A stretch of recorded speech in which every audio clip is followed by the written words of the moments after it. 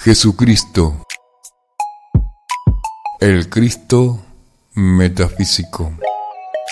Este es un breve tratado sobre la visión metafísica de Jesucristo y también un rápido vistazo a los que creen los metafísicos. Ha sido canalizado y ofrecido con la responsabilidad del Espíritu Divino en el más puro sentido del amor, por la entidad Crayon. Esto fue el primer canal y está escrito desde la perspectiva del escritor que transmite la conciencia de Crayon en contraposición con un canal directo como en la primera persona del Crayon. No tiene la intención de convencer, defender o fomentar de ningún otro modo ninguna causa o sistema de creencias. Si no está de acuerdo con los siguientes pensamientos, o si se siente incómodo al escuchar estos puntos de vista, debe dejar de escucharlo y regresar a aquello que se sienta que es correcto para usted. Si continúa, sin embargo, la información puede serle de utilidad. En el mundo occidental, conocido como el primer mundo, que comprende toda América y la mayor parte de Europa, Jesucristo es probablemente uno de los nombres más conocidos. Para muchos, el nombre de Jesús representa una tremenda alegría personal y sería difícil hablar de él o analizar algo sobre él sin despertar sentimientos, emociones muy fuertes, así como debería ser. Desde el momento en que la mayoría de nosotros pertenecientes al primer mundo tuvimos edad suficiente para comprender algo, se nos habló de Jesús. No importaba que se fuera cristiano o no, se conocía el nombre de Jesús. El poema Una vida solitaria indica que ninguna otra persona que haya caminado alguna vez sobre la tierra ha ejercido jamás un impacto parecido al que ejerció Jesús. La Navidad en el primer mundo es una época muy especial del año, que todos esperan con ilusión. Si usted es judío o perteneciente a cualquier otra religión no cristiana, se verá afectado por ello. Y casi todo el mundo se siente como bombardeado por ello. Eso hace del cumpleaños de Jesús el acontecimiento más especial y difundido del año. A los judíos se les enseña que el Mesías no ha llegado todavía, pero que llegará en el futuro. Y a los cristianos se les asegura que Él no solo ha estado aquí, sino que murió por los pecados del mundo y regresará para establecer un orden mundial especial. Desgraciadamente, a lo largo de los últimos 2000 años se desarrollaron cientos de sectas cristianas, todas ellas con sus propias ideas acerca de lo que dijo y quiso decir Jesús, y acerca de cómo un ser humano debería llevar la buena vida de un verdadero creyente. Era habitual que cada secta pensara que su propia doctrina era más correcta que todas las demás, y que cada una de ellas tuviera su propia verificación espiritual para demostrar sus afirmaciones. Algunas de las variaciones pusieron el énfasis en adorar a la Madre de Jesús tanto como a Él mismo. Algunas pusieron el énfasis en lo que en su opinión eran secretos que solo los creyentes podían conocer y que solo se comunicaban en una ceremonia secreta ante unos pocos elegidos. Otras creyeron que se debía firmar un contrato y establecer un compromiso y unirse a un grupo para ser un creyente. Y algunas creyeron que era suficiente con aceptar simplemente a Jesús en su corazón. Algunas creyeron que los profetas de hace 2000 años fueron los únicos profetas válidos y otras que las iglesias todavía tenían sus profetas válidos. Una o dos creyeron que deberían existir un líder cristiano supremo, pero las demás pensaron que los líderes locales ya eran suficientemente buenos. Algunas sintieron que solo los hombres muy especiales podían comunicarse con Jesús, que el hombre corriente tenía que pasar a través de ellos, de los hombres especiales, confesar lo que hubiera hecho mal a los especiales, capaces de hablar con Dios, y que esos especiales nunca podían ser mujeres. Algunas sintieron, en cambio, que cualquiera podía hablar directamente con Jesús. Otras creyeron que solo un puñado de hombres serían elegidos para estar con Él al final, y naturalmente pertenecientes a su misma secta. Algunas pensaron que algo menos de 200.000 almas serían las elegidas para estar con él al final, nuevamente procedentes de entre sus propios seguidores. Otras pensaron que cualquiera que creyera en el camino correcto podían conseguirlo, para luego dictar cuidadosamente cuál era ese camino correcto. Algunas dijeron que no se podía estar casado para ser un líder espiritual. Otras dijeron que solo no importaba. Y algunas dijeron que no se podía vivir en una sociedad occidental o tener ningún dinero y ser un líder. Otras dijeron que eso no importaba. Otras insistieron en que se tenía que creer que el nacimiento de Jesús fue un milagro para poder adorarlo, ya que de otro modo él no escucharía las oraciones. Otras dijeron que esto tampoco importaba, que cualquiera podía adorarlo y que él escucharía a cualquiera. Muchos de los significados de las escrituras originales fueron verificados a partir de los rollos del Mar Muerto, descubiertos recientemente.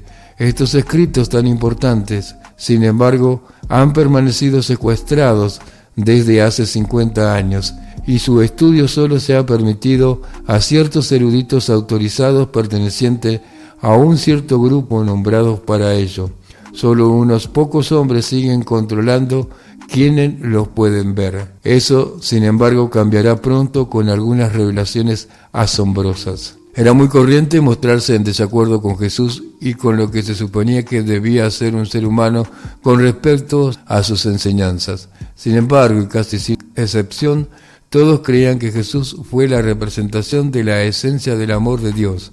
Fue amor en sí mismo y tuvo que venir a la tierra de una forma muy especial, como un individuo sobrenatural, para enseñar. Nadie que creyera que Jesús había estado aquí pasó por alto esa parte.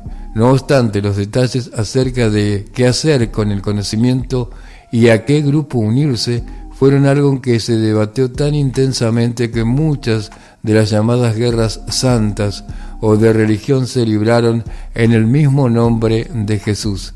Y muchos seres humanos inocentes resultaron muertos porque se aliaron, identificados como no creyentes. Incluso en la actualidad se tiene que llevar mucho cuidado en ciertos países europeos en los que uno se ve confrontado con guardias que le preguntan a cuál de dos sectas cristianas se pertenece. La respuesta incorrecta puede causarle daño. Explicarle todo esto a un visitante que llegara de otro planeta podría causar cierta incomodidad. En realidad sería incómodo explicarle nada a un visitante del espacio. No es que se sugiera que explicáramos esto a un visitante del espacio, sino que solo se ha expuesto a modo de ejemplo. Y si ese visitante resultará tener conocimiento de la historia de la Tierra, de la cultura y de los acontecimientos actuales, hasta resultaría difícil justificar la importancia de Jesús. El visitante en cuestión podría aportar el hecho de que la gran mayoría de la población humana de la Tierra adora a uno o a dos individuos sobrenaturales distintos, y aunque aquí también hay representadas muchas sectas, existe una mucho mejor unificación de cómo adorar a Dios. Millones de seres humanos se unen para rezar al mismo tiempo, dar gracias a Dios y continuar con sus vidas sin el menor conocimiento de Jesús. Y la parte verdaderamente embarazosa para los seguidores de Jesús es que esos otros se toman sus propios sistemas de creencias con una seriedad que resulta altamente impresionante. Pasé un tiempo en compañía de una persona del Oriente Medio, perteneciente al tercer mundo, y comparé cuánto tiempo dedica a su culto, o bien observé los sacrificios que soporta. Pasé un tiempo con una persona asiática y observé lo mismo, y luego pasé un tiempo con un creyente cristiano moderno, perteneciente al primer mundo, y la comparación le plantearía preguntas muy inquietantes acerca de la fe. Claro que si interroga a los líderes cristianos acerca de esto, le dirán que todos los demás están equivocados, es decir, la mayoría de la población de la tierra. Son paganos y puesto que no conocen a Jesús, son como almas perdidas.